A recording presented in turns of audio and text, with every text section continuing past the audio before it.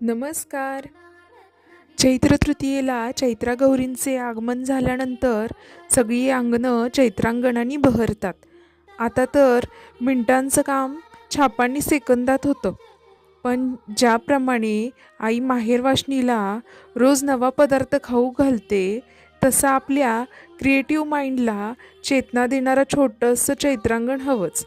यात आंब्याच्या पानांचं तोरण, चंद्र, सूर्य, देवीचा झुला, चैत्र आहे म्हटल्यानंतर वारा घालण्यासाठी पंखा, गणेश, देवीच्या शृंगारांचं साहित्य, तुळशी वृंदावन असं बरंच काही असतं.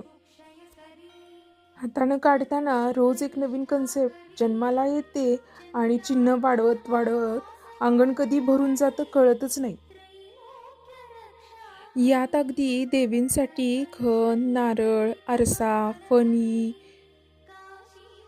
आणखी आभूषणं सुद्धा आहेत बरं का. अंबारी, चौघडे, सनई असा काय तो राजेशाही थाट पाहून डोळे अगदी सुखावतात.